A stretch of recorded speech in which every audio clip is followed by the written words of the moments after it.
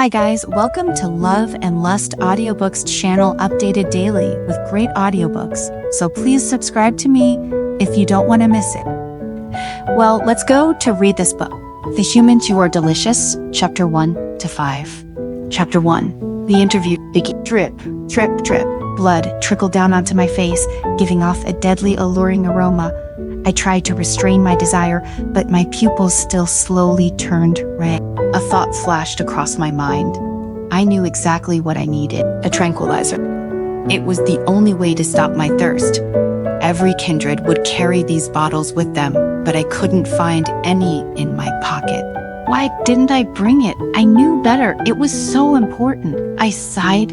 Was my brain getting worse from sleeping too long? Then it struck me.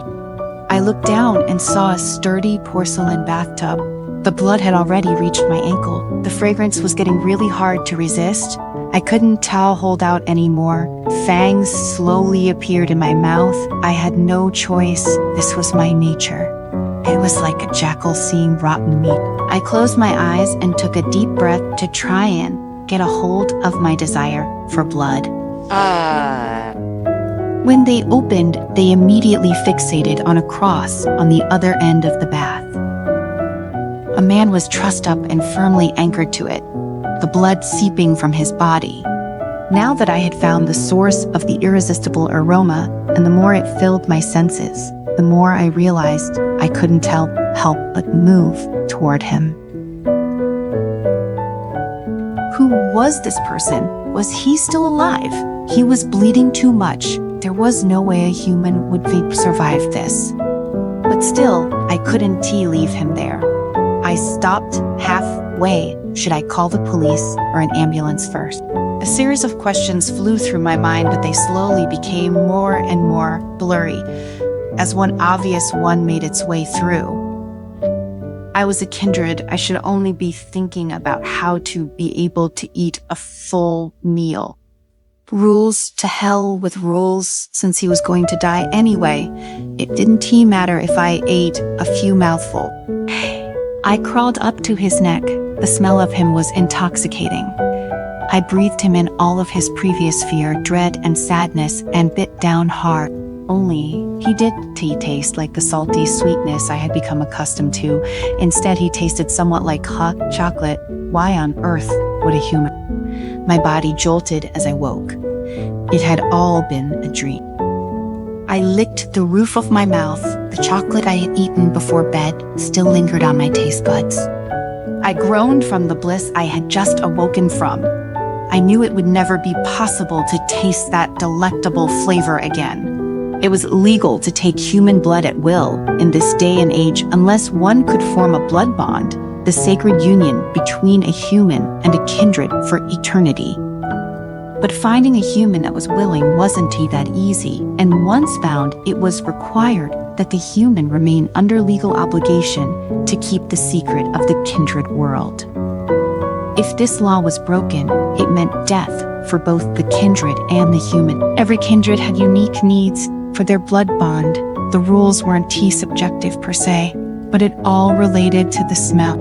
Only humans whose smell completely matched the kindred's needs could become their mate. Let me put it this way. The probability of this happening was not much higher than the probability of winning the lottery. A loud noise came from my stomach. I placed a hand on it. I was starving. The kindred law stated that anyone who dared to take human blood, even if it was the spare blood in the hospital, would immediately be sentenced to wait years of imprisonment. There were stories from those who had broken the law.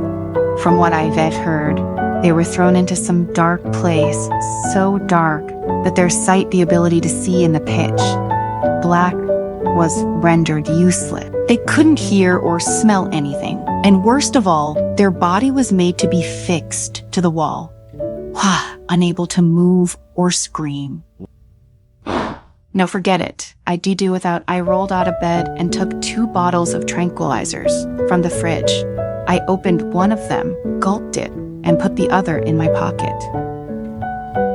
According to human legend, kindred were a group of evil monsters that specialized in kidnapping beautiful girls and sucking them dry. They would also turn people who had been bitten into their own kind. If humans wanted to kill us, they would need sunlight, holy relics, or garlic. Obviously, they had never actually met one. These stereotypes were all vastly outdated. I opened the curtains and bright sunlight streamed in. I took a deep breath and basked in its warmth. I loved the sunshine night was another story, especially at Hinland, and the girls here were better off not walking outside alone, but in the day, it felt like anything was possible.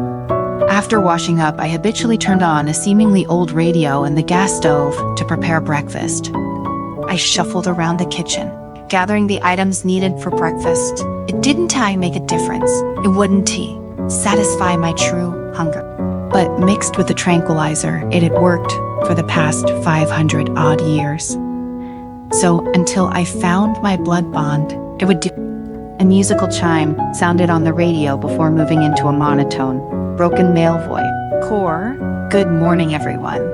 This is your Kindred traffic report for the New York metropolitan area. Morning rush hour is upon us, so try to avoid densely populated places. And if you must go out, please take tranquilizers in advance. The local Kindred broadcast, it was set up in the matches to remind Kindred where the most people were every day. Although almost none of the Kindred would drink unbonded blood, now there were always that small percent that took the risk, whether due to misfortune or deviant behavior. Kindred law stipulated that if a member did not have a mate, he or she must enter a forced slumber every 2 years, using the time to reset their life and odds of being bonded. However, this came with high risk when one was sleeping. Anyone could discover them and turn them into a berserker, or they could be burned.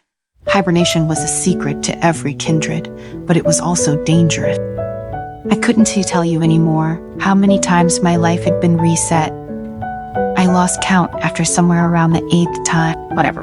I didn't care about the blood bond right now. I just wanted to enjoy life. After a proficient operation, I made my favorite fried egg and bacon. I even added a cupcake. Today is an important day for me. First, today was my 20th birthday. When my out head cookie scored 20th birthday, I closed my eyes and drew in a breath. I knew what I wanted. I prayed silently to the gods I hoped were above and blew out the candle before sandwiching the bacon between my fried egg and slowly eating it.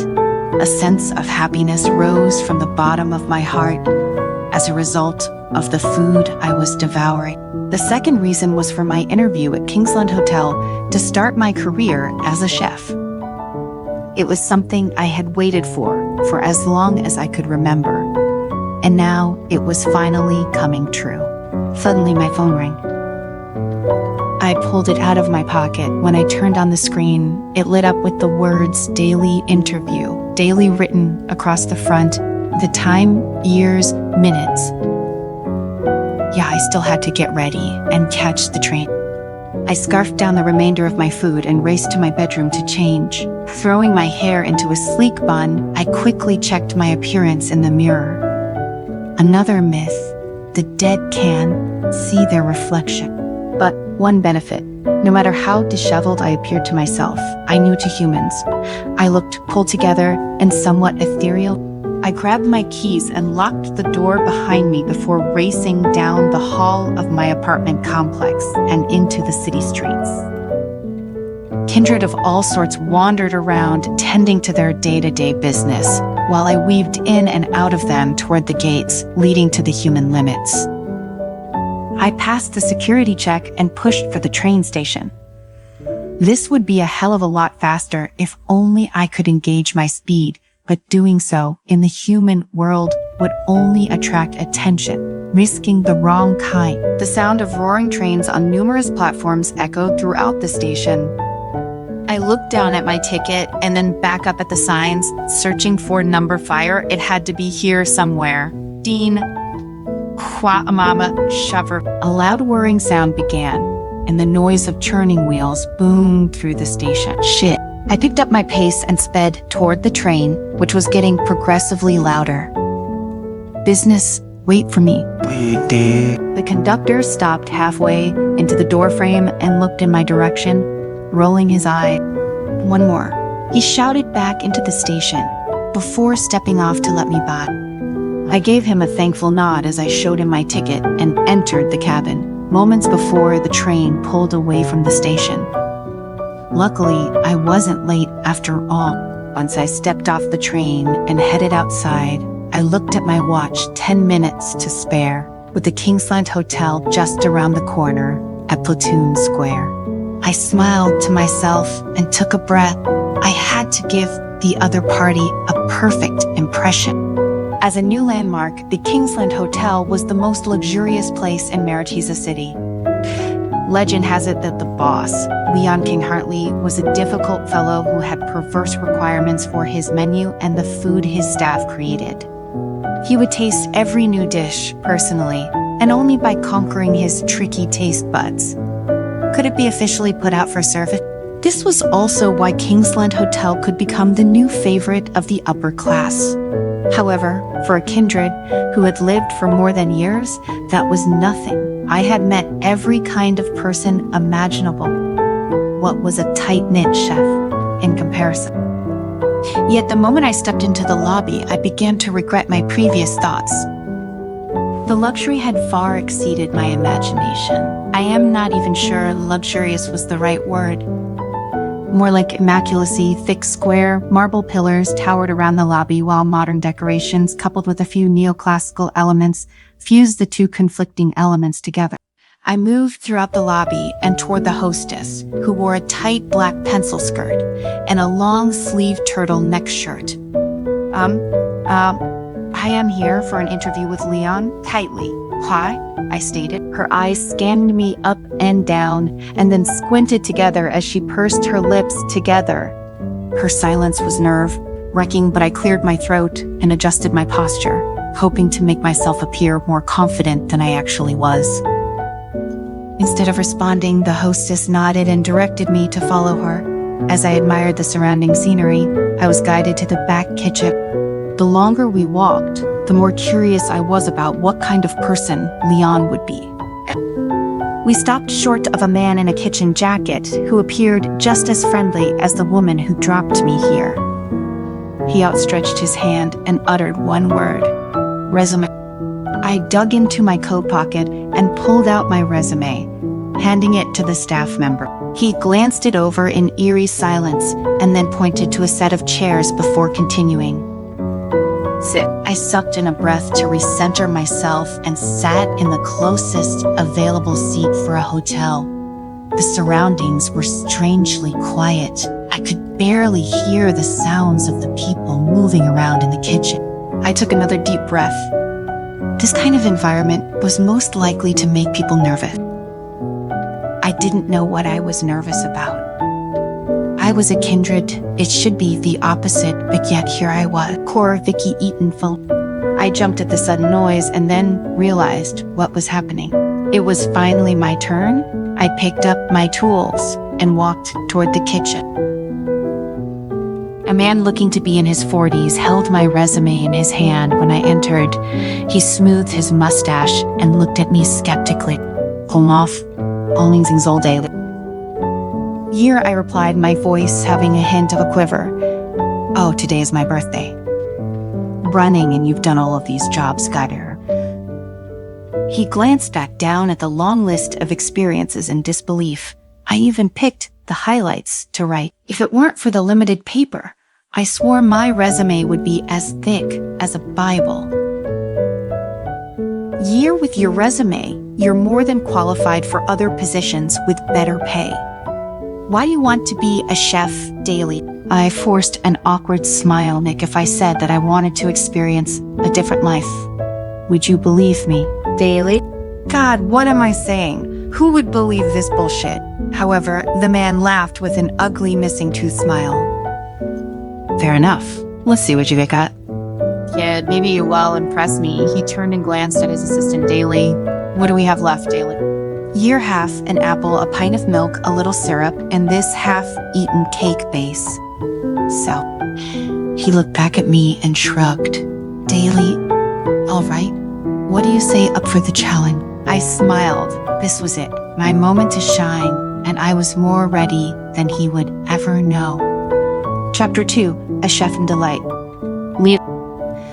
I sat at the dining table and looked down at the failed works in front of me. The more I stared, the more I wondered what I was doing wrong as a chef and as a leader. I furrowed my eyebrows and frowned. What are these daily? I could tell Frank was anxious. There was a slight tremor in his stance, and his pupil size increased as he twisted the ends of his perfectly curated mustache. I could also hear his thoughts turning over instead of his head, wondering what was going to happen next, and how he was going to afford to replace his son's worn-out sports gear if he were docked as a result. I pinched my nose and sighed. Core, instead of spending all of your time fixing your mustache, why don't you spend some time studying the dishes? This is your job. Take control, or I'll do it for you. Understood. Understood, chef. I'll take care of it. Dale. Frank took out a handkerchief and wiped his sweat. I pushed the food away from myself as his thoughts flooded into my mind. Say, Daly, you're the devil, you bastard. Core, I'm much scarier than the devil, I continued, not looking up from the table as I adjusted my handkerchief on my lap. Phone? At least they won't put you out of work, but I will. Frank froze, completely taken aback. After working with me for so long, he was already used to this kind of thing, but it still didn't stop him from getting caught off guard each time I did it. I'd been able to hear thoughts for as long as I can remember. I don't know when it started or how, but it's always been a part of me. I had never directly told anyone about it, not even my late mother, and over the years, I had learned to control it for the most part. It's only when people experience high emotion, like Frank was now, that it goes off and sometimes harder to manage. I had known Frank for over 5 years now. He was one of my best staff members. I wasn't hard on him because I found it fun. I was hard on him because I knew he could do better. I finally cast my gaze his way, where he still stood entirely immobile. Daly, well, don't just stand there, I somewhat barked. Where's the dessert, Daly? I felt a shred of guilt creep in, and Frank shook a little. It was only delete o'clock, and it had already been a bad day. While the baker took leave today, Daly. I instantly knew it was a lie. The second it left his mouth, the baker didn't take leave. I told her not to show to test the new candidate. I knew it was a risk, but what better way to see someone's skill than when they were under the pressure? This idea was only confirmed when I heard his thoughts declare that the apple tart the baker had made wouldn't top. I pressed him further, using it as leverage. Daily. Their ear and an apple tart prepared. No, bring it over for me to try, see. Yes, Chef Daly, he said while his eyes squinted in suspicion. Frank tentatively made his way to the back kitchen, and his thoughts drifted toward me. Calm down, Frank, you re being irrational. He can read minds. You re just predictive. If only he knew. Moments later, he returned with a small tart placed decoratively on a white plate. He set the dish in front of me, along with a set of utensils. The fork slowly cut across the dessert, dividing it into several pieces. I closed my eyes and took a small bite, pitting it in my mouth. Instantly, the fragrance of the apple and milk rushed to my head, with the distinct layering making my wrinkled brows slowly relax. I took another mouthful and experienced the taste climax again, and collided with the sweetness of the cinnamon, the warmth of the milk and crunchiness of the apple. I swallowed and opened my eye. Who made this day? Frankie's eyebrows connected together. Sorry, chef. Stop pretending, guy, I stated. I pointed at the apple tart. Daily, this is not something a newbie can make, who tried to pass off this as their own. Daily. I stared at Frank, who returned my gaze with unrelenting confusion. He didn't speak, but he did have to his mind did for him. That interviewee. What is no way. GD make something ED, like even the most seasoned chefs down that he get past. Leo, you're right, they don't try not it as I put down my utensils. You should still have her resume, correct?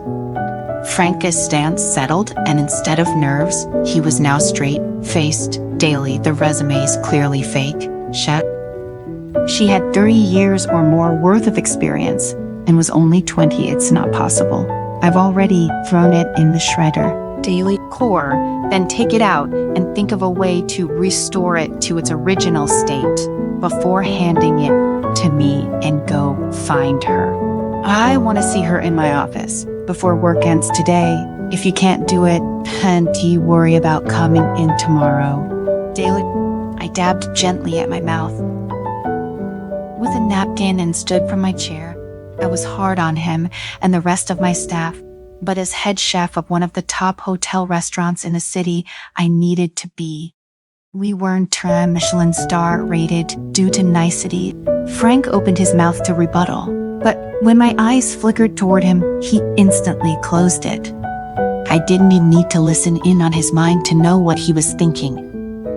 Instead, he lowered his body into a half bow and then stood straight before turning and heading back into the kitchen. At dusk, the setting sun shone into my office, turning the entire space a fiery red. I looked with interest at a resume that had been taped together with transparent tape. Vicky Eaton. Interesting, Frank wasn't lying when he said she was only capital years old. My eyes scanned the paper and quickly realized that Frank was also right about her extensive experience. I can see why he thought it was fake. From a dishwasher to a CEO's assistant, an independent artist, a fashion designer, and so on. Her work experience was so much that I almost laughed when I finished reading it. It was like reading a little girl's dream list, coupled with Vicky's slightly childish photo. It actually had no sense of contradiction. Suddenly there was a knock on the door. Speak of the devil. Here. Come in, Daily. When the door opened, I realized my error. It wasn't Vicky, but rather Osip, my fiancé. I set aside the paper in my hand and locked my eyes onto her area. Osip, Cass, what were you doing here? Here? Leon, she began with a smirk. Oh, aren't you happy to see me? Daily. Osip leaned against the doorframe as she spoke. The pencil skirt she wore artfully exposed the curves of her body in hourglass shape. Her long legs were tightly wrapped in sheer silk stockings, looking glossy in the slanting sun. In the eyes of any man, Osip was a peerless beauty. She closed the door to my office and made her way to me. As she got closer, the smell of high-end perfume rushed straight to my nose. Her long curls flicked against my cheek as she leaned forward, taking my hair in her hand and turning her face to give me a passionate kiss. But before she could, I turned my face, having her lips collide instead with my cheek. In the face of such a beauty's teasing, ordinary men would have long forgotten about the mundane world and had passionate office sex with her only. If they knew Osip for who she truly was, it would be a different story. Osip backed up and frowned at my rejection.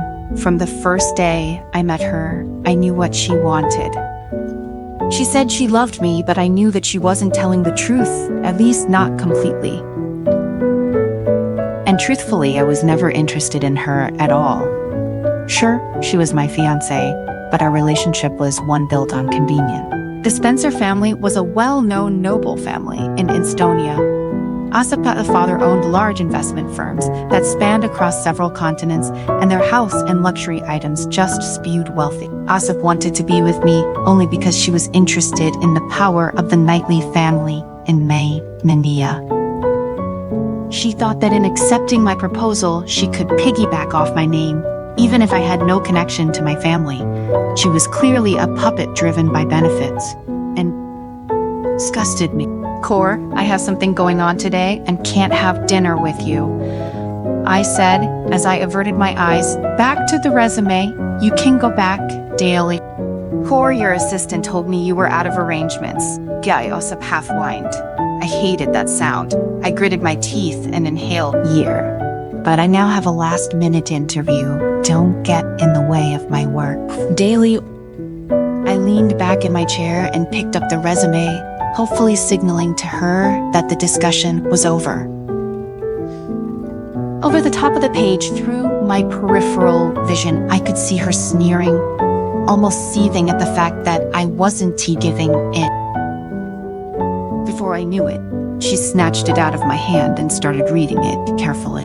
I sighed and watched as her eyes darted up to the photo of Vicky. I could hear her thoughts trickling in. Yin fuck, she said, actually pretty. Then her eyes moved down to the experience section. What the hell was this? Resume. Wait, I am not intimidated by a girl-year-old. Who am I? No, I am not. Her gaze lifted to meet my stern one, and she then threw the piece of paper back onto my desk. Core, Leon, you were kidding, right? This resume looks like it was copied by some random kid on the internet. This interview is bullshit. My body tensed. I knew she was right. Hell, any mediocre chef would know. This resume was a crock of garbage. But there was something else inside of me telling me to explore this further. I narrowed my gaze towards her, looking up at her through my eyelashes. My voice turned cold. Days, it's not up to you whether it's a waste of time or not. I'm the head chef of the Kingsland Hotel restaurant. This is my work and not another one of your petty projects. Do I make myself clear? I could see the wheels turning in her head more than anything. Osip hated when people spoke like they had authority over her. And in here, she knew I had every right. This was my restaurant, and there was no way anyone was going to decide shit for me. Osip was thoroughly incensed by my attitude. I not only could hear it, but I could smell it. She reeked of jealousy. Her eyes lasered in on mine as if she were challenging me. The fact that I was refusing her for what seemed like, in her mind, another woman, was like pouring a bucket of gasoline over a dying wood fire. It instantly ignited her fighting spirit. Core, so you retelling me that instead of coming home to me, your fiancé, whoa, she made sure to emphasize the last word, you staying here, working overtime to interview some child. Her stare harshened, and she pointed a finger at me. Do you know how many men are lined up to send flowers to my office for even a chance at a dinner with me? The love letters I receive every day can fill up the entire Hudson River. Dan, I shrugged. Team at then, by all means, go for it. She opened her mouth to rebuttal and then closed it again. She had no words. Osip looked around the room and her eyes landed on the bookcase beside my desk. She moved toward it and leaned on it. I'll stay here today and watch the interview. Phone well. Fuck. My engagement with Osip was decided by my deceased mother. To me, my mother was my only relative in the entire Knightley family. My parents met when they were in their 20s and fell in love. But because of my mother's common status, the Knightleys disapproved of their union.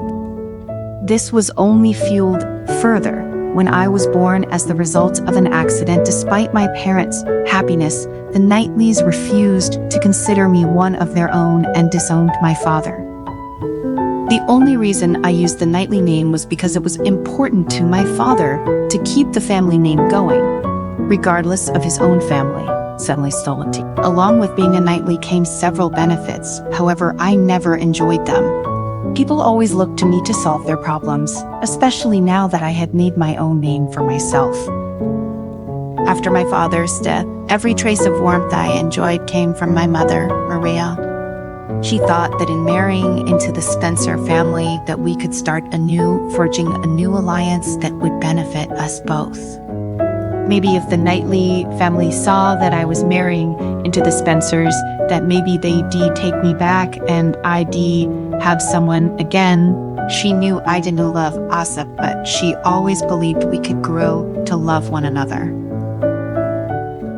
I tried for the longest time, but I couldn't tot no matter what I did. So instead, I buried myself in my work and tried to make do with the life I had.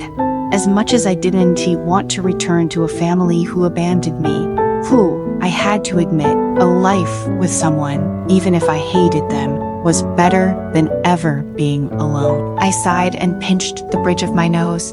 Sure, Asip, whatever you want. Asip smirked a winning smile and leaned her back against the bookshelf, situating herself to look superior in all aspects. I internally groaned and grabbed a pen to start making notes on the resume when there was a knock on the office door. A moment later, Mason, my assistant, entered. Sir, Vicky Eaton is here. I kept my eyes focused on the resume. Send her in. I heard the shuffling of Mason's footsteps as he receded out of the doorframe, and a few minutes later, another knock came, capturing my attention. In front of me stood a statuesque woman who looked ideal, but somehow at the same time. Also, I just had a feeling that she was more mature than she appeared. She wore a knee-length pencil skirt, and her hair was tied perfectly into a tight bun. Her look was impeccable for someone so young, and that feeling of giving it a chance returned. Vicky Eaton, I began. Come in. I am Leon Knightley, and I'd like to discuss the tart you prepared today. Chapter 3, Dream Come True. Vicky, earlier that day. I looked down at the pile of scraps in front of me and pictured the dish forming right in front of me. I reached and opened my pristine tool bag.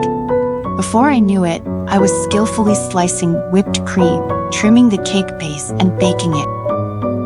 It was almost like I was on autopilot. Finally, I added a cherry to top it all off. The experience was perfect, all that I had ever imagined it would be. The sous chef, Frank, as I came to find out, watched me operate closely.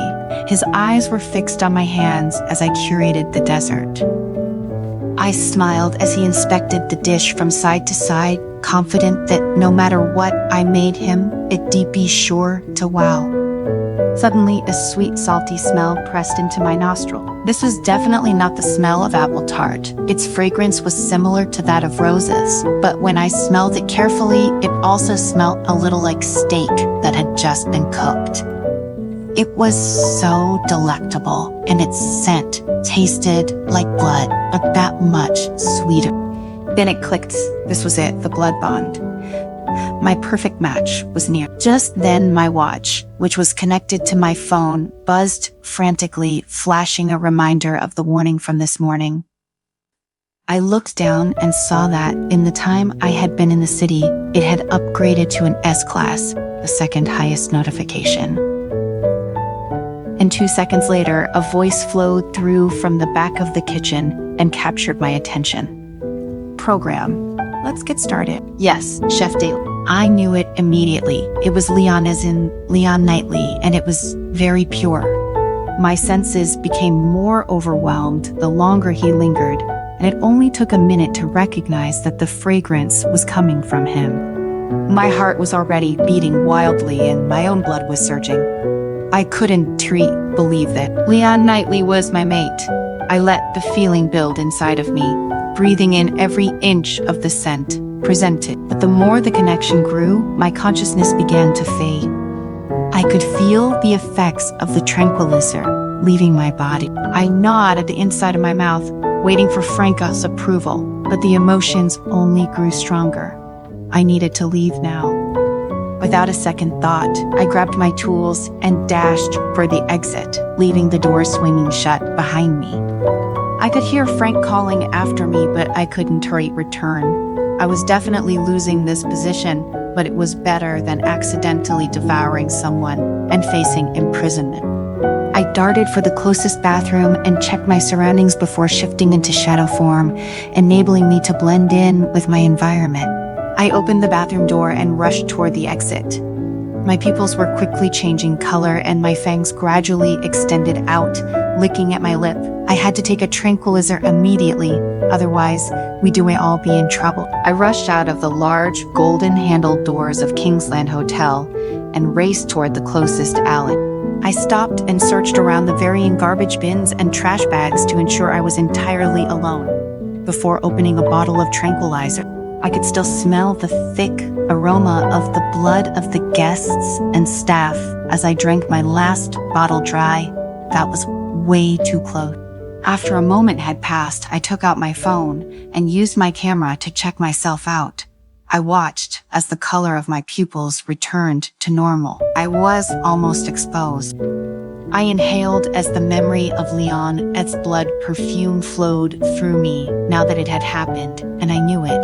The entire building reeked of his smell. I wanted to go back in. I should at least introduce myself and start some sort of basis. But I couldn't risk it. Not without another tranquilizer. Not only that, but I wasn't even sure I wanted to commit to a blood bond after my last relationship.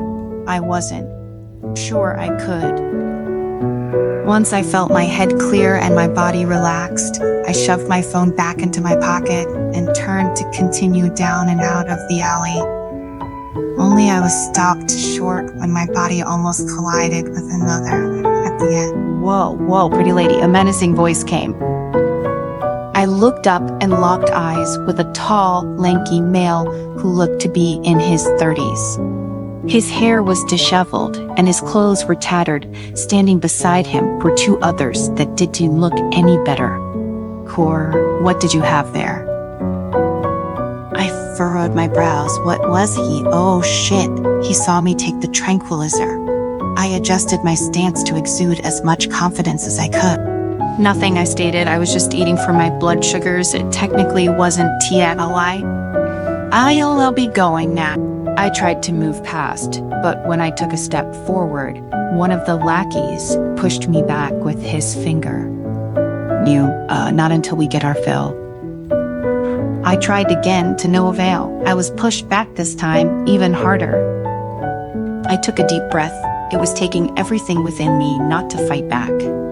If I did, things would get ugly really fast. Only when I looked around, I saw no other option. The back of the alley was a dead end, so it was impossible to escape.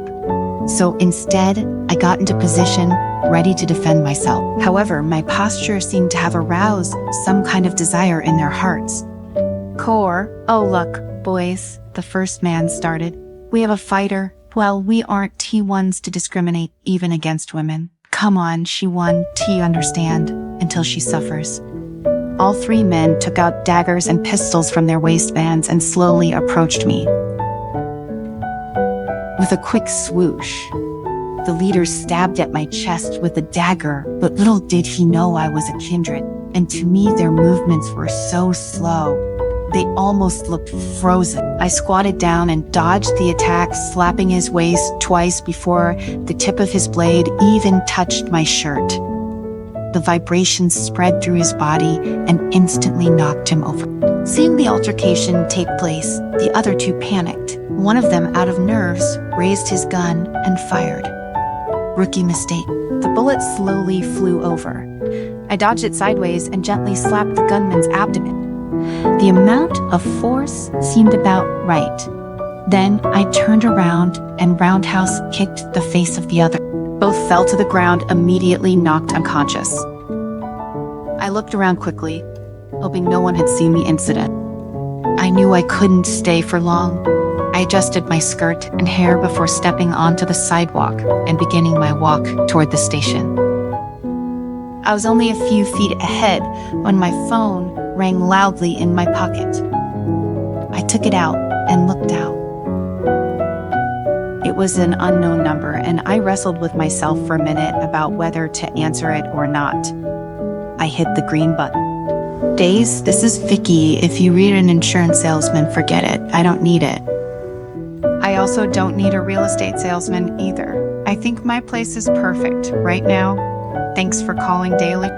I was about to hang up when I heard the voice on the end of the line call out to me. No, wait, Miss Vicky, this is Frank from Kingsland Hotel. I stopped in my tracks. They were actually calling me back. I was sure I had tanked that interview. Were they really that desperate? I put the phone back up to my ear and continued to listen. I'm honored to inform you that the preliminary interview has passed. Mr. Leon wants to interview you personally. Please come back immediately. Your Inkle series. Surprised at the urgency. Yes. No. I was beaming with pride and excitement, but was also terrified at the news. I had no more tranquilizers with me, and I almost lost control with the hotel smelling like him. Wah, what would it be like sitting across from him for an interview, being in the same room? The effective time of the tranquilizer was 1.5 hours. I looked down at my watch, including the time I spent dealing with the idiots that laid back in the alley. Only minutes had passed. It was still early for the drug to expire. I could end the interview quickly. That, and my experience as a kindred in age, helped me a lot more with bloodlust than those younger than myself. All right, I answered, before I thought of it anymore. Give me 2 minutes. Leon's blood perfume filled my senses as I walked through the doors of the Kingsland Hotel. I took a deep breath. Fuck, it smelled good, but this time I had more control. No heartbeat racing, no blood rushing. Very good. This would all go very well. I strode confidently into the lobby and waited at the reception as I was instructed. Shortly after, my name was called Core. Days, that's me daily. I turned my gaze to see a shorter male dressed in an expensive-looking suit approaching me. He stuck out his hand, and I shook it. Days, I'm Mason, assistant to the CEO. The chef is already waiting for you this way, please. I followed Mason through the hotel to the back kitchens and into another area I had not yet seen. We stopped short of a door, which read the words Leon Knightley had shut. The aroma was intensifying. I could only imagine what it was like inside. I inhaled and prepared myself as Mason knocked on the door before opening it. Leon's scent wafted through and hit me directly, almost sending me backward. Sir, Vicky Eaton is here. Core, send her in. Mason pushed the door open and moved out of the frame, gesturing for me to enter. When I saw 2 people waiting, I stopped. I had experienced 2 people in an interview before, a fashion designer and their assistant, a shop manager and their second in command.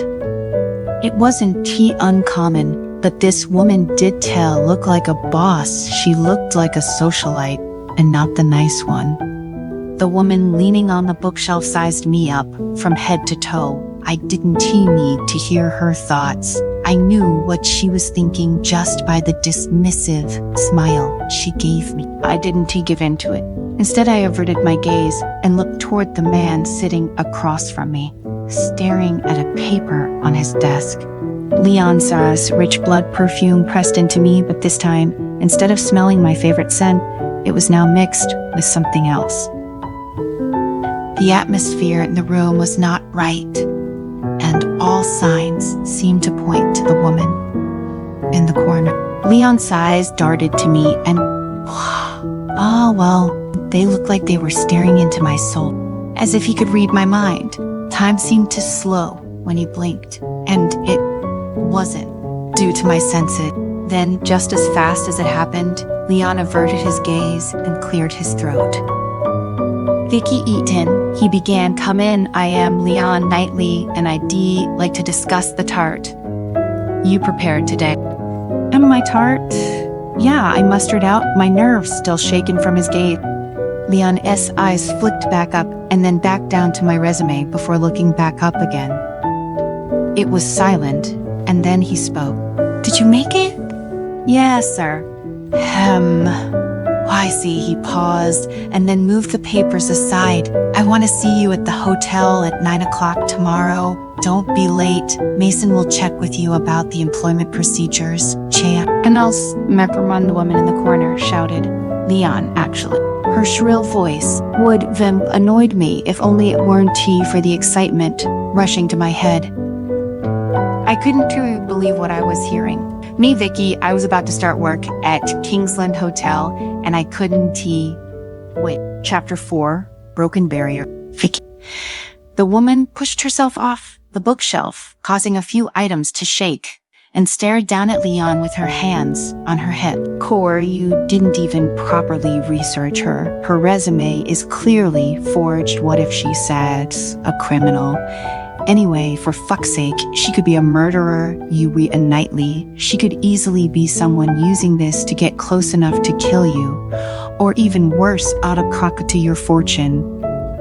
At this, Leon scoffed and rolled his eyes. He turned his gaze to her, his distaste clear on his face. Whoever she was to him, he didn't care one bit. Core, her background is clearly written here. She has all of the qualifications required, and judging by the apple tart I tasted earlier, the talent, my heart skipped a beat. He just admitted to liking my dessert. I am already on the right track. Now, do you have anything else? Ossip as an Ossip Spencer, it made perfect sense now why she felt entitled enough to grab the resume from Leon's hands and stomp my way. She slammed the paper into my chest and glared at me. Her eyes were vicious. Ossip was inches from my face, but she didn't speak. The tension in the air was as thick as Leon scent blood, perfume. Then Leon's sane voice popped in. Yeah, that's well, Miss Eaton, you can go. Core, no, Ossip stated strongly. You can't leave yet. As Leon said, fiancé, I am technically second in command, and I demand you stay and answer my questions. I flexed my fist open and shut. It took every ounce of self-control to hold myself back from punching her in the face. Anything, I answered, through gritted teeth. Core, tell me, is everything written here true? Ma'am, I've done every one of these daily. Core, are you sure about that? As she said, clearly challenging me. It says here that you can fly a helicopter, that you have more than 1,000 hours of flight experience. Ma'am, I might also have a license for a fixed-wing aircraft. Would you like to see it, Daily? Without giving her a beat to answer, I dug out a folding card clip from my pocket. The various professional skill licenses unfolded as it opened, showcasing all of my accomplishments over the past few hundred years. Ossip's eyes wavered as they widened, and I smirked. I looked over her shoulder, just enough to see Leon watching us, with a glint of humor in his eyes. Ossip fixed her stance and crossed her arms over her chest. Here, then tell me, Miss Eden, how did you get 1,000 hours of flight experience at the age of fun? Daily. I froze, to be honest. I had no idea how to answer this. Would they believe me if I said I served in the Vietnam War? When I didn't, he respond. Ossip's confidence grew daily. See, you can't answer. You're a complete liar. I even suspect you're a minor. Did you know lying about your age is a crime? Daily. I opened my mouth to speak when my bracelet began to alarm this time. The sound was high-pitched and repetitive. It must have detected that the concentration of blood perfume in the room was too high, and it immediately caught Ossip and Leon sentient. Hear that noise? Get Ossip, demanded. Tore it's my alarm. I said, looking down at my watch, trying to tap any button to shut it off. Here's minutes left for the effects. I don't mean to be rude, but I have another appointment. Yes, Leon interjected, the interview set done. Remember tomorrow at 10 o'clock? Don't be late. Daily. Leon's eyes flipped up to mine again, and he held my gaze for what felt like hours.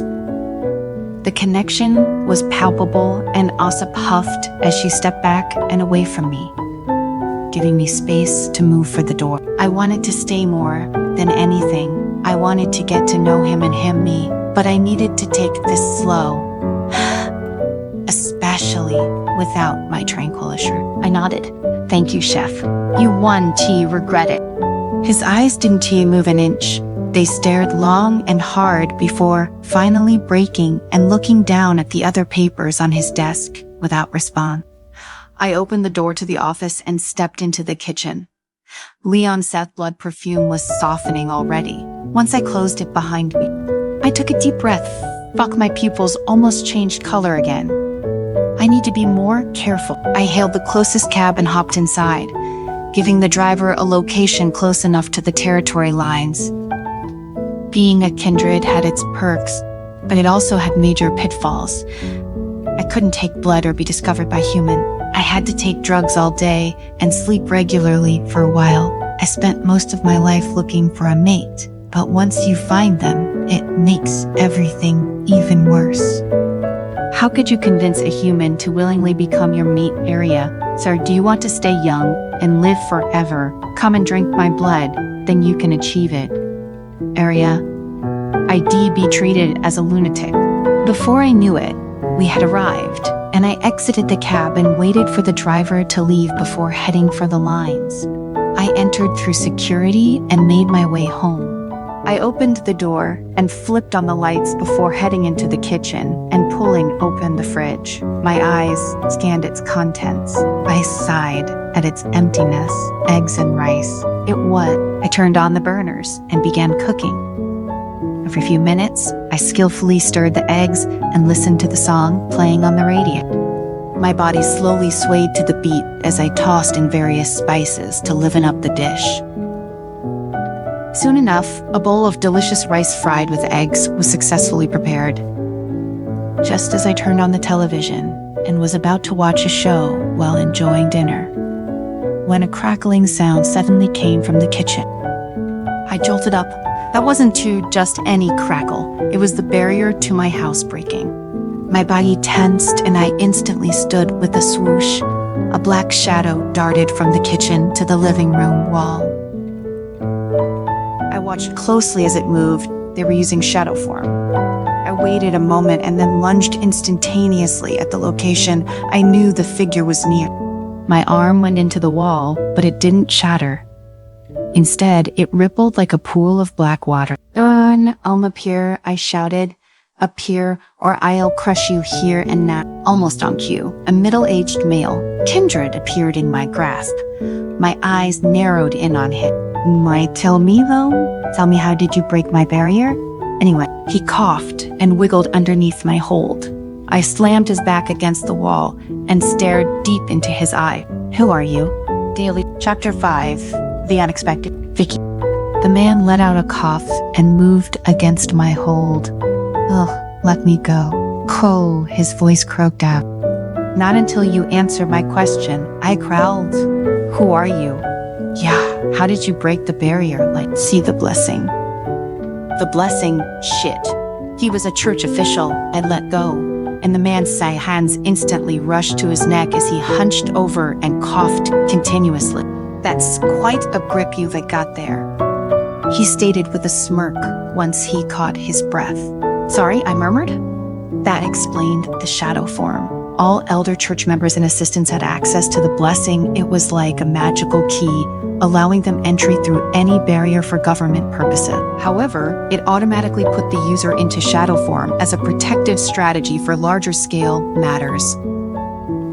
Besides businesses and parliamentary buildings, the only other kindred with barriers were those with seniority.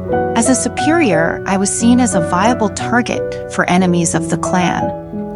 The barrier was a way to prevent such individuals from entering my property and home. His appearance then only brought more questions. Was I in some sort of danger? Did someone maybe find the men in the alley? Would this affect my position? At Kingsland Hotel, several questions swirled in my mind, but none would be answered unless I asked. Why are you here? The man took out a black bat-shaped badge and showed it to me. It was the symbol of the kindred messenger. Important news from the Elders Church. They've decided to shorten the time between hibernations for the bondless for Mamatolode years. Years? Yeah, I had just woken up a little over a decade ago, and now they were forcing me to return in 3 years. They cannot be serious. How can they expect us to find mates when we re-forced to sleep so frequently? Anyway, the man shrugged. Not my business. Of course it wasn't. I could see it written all over his glowing skin. He was already bonded. He put the badge back in his pocket and pulled out another piece of paper, handing it to me. I took it and opened it. Inside was the notice outlining the new terms and conditions associated with hibernation and the transition period in bold on the top left hand corner of the page was the sigil of the kindred elder. I sighed. Being a superior meant I was held in higher regard than those recently turned within the last century or two. But it didn't mean that I was exempt from kindred law. Core, it's all because of the predators. The man spoke aloud. They keep pressuring the elders to change the policies around hunting humans that aren't true bonded. The elders are pushing back, but to protect the humans in kindred who aren't true bonded. They decided this was the best option. The best option, forcing those without mates to hibernate more often, was the best option. I had a hard time believing it. Core, yeah, I muttered. I knew better than to argue. The last thing I needed was the elders breathing down my neck. Just remember to take the front door next time. The messenger nodded and fixed his jacket before heading out the door. Finally, I was left alone. Only as I sat and took another bite of dinner, the original delicacy seemed to have no taste. Even my favorite television drama, The Witch, had become boring.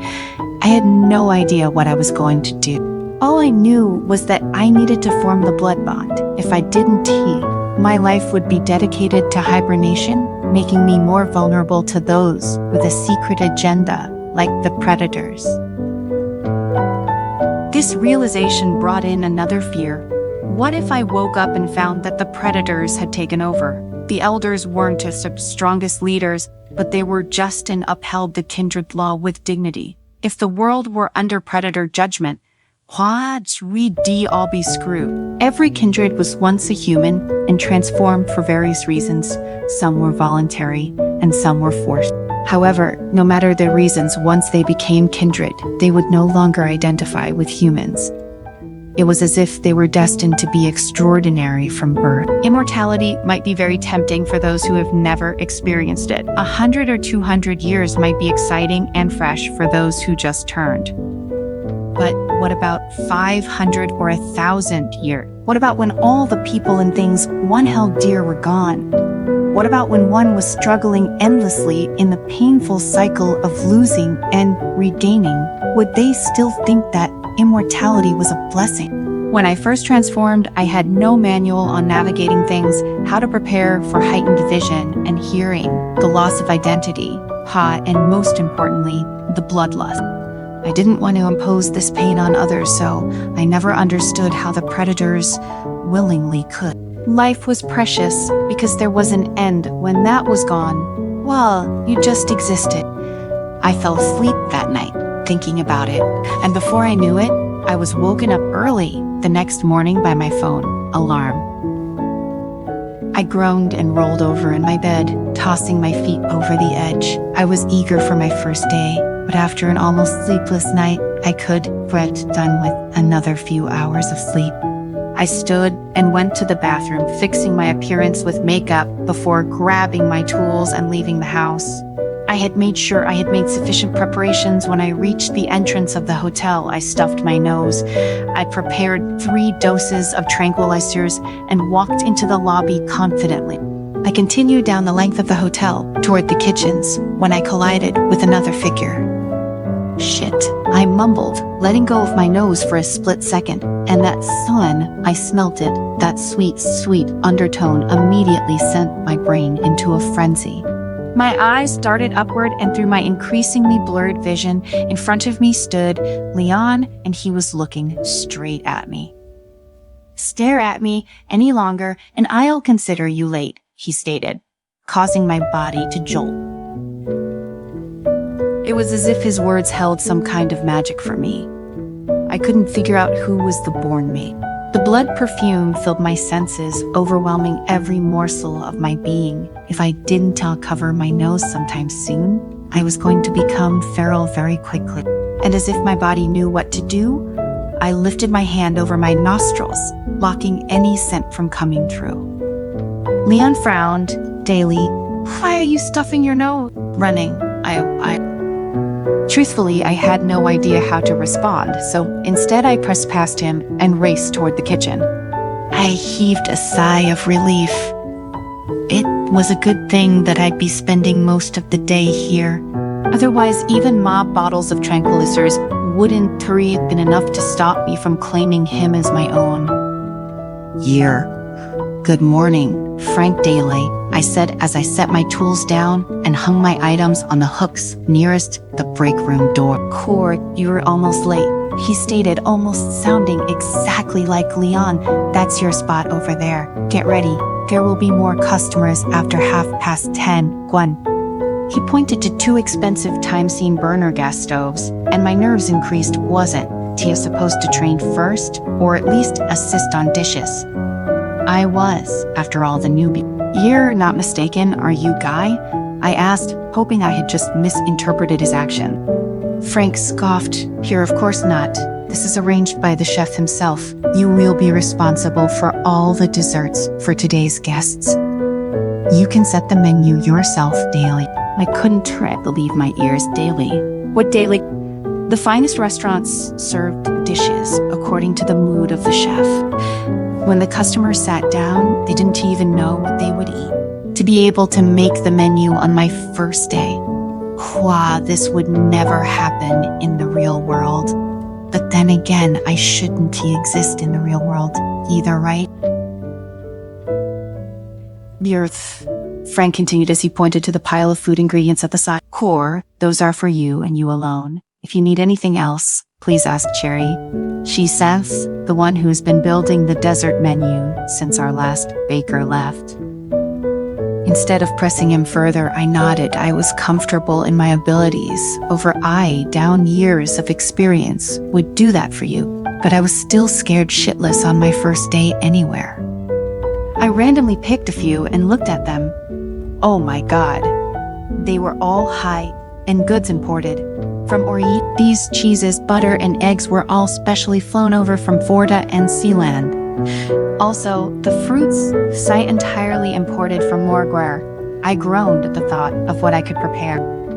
After a busy morning, I cleaned off my tools in the sink and left them out to dry before washing my hands in preparation for the lunch rush. It was a great feeling getting to run the dessert menu, and I felt a sense of pride swelling inside me. If nothing unexpected happened, this would be the best day in a long time. The rest of the day passed moderately slowly, and it was almost dinner time when Frank pressed over to me. Media, I am moving you. What? I asked out, did I do something wrong? Apparently not. He stated abruptly as he began clearing my station and wiping the counter. Chef has requested you prepare dinner for him. Keep this waiting in the kitchen for you with further instructions. Daily. Cut. Isn't this the kitchen? And what about the rush? Frank stopped cleaning and stared directly into my eyes. His pupils were dilated, and I could smell the anger emanating from him. Don't worry about the dinner rush, he spat out. I could tell from his stance that his anger wasn't tea with me, but rather Leon's sad demands. A side go, fuck, if only he knew the consequences that could arise due to what he was asking of me. I wanted to give him an excuse to stay, but that would only do more harm than good. Especially with Frank's current mood. I grabbed my tools off the counter and placed them back in their holder before following Frank. I held my breath. Talk about the unexpected. This part has ended. Thank you for listening. If you would like to continue listening to the next part, please let me know by leaving a comment.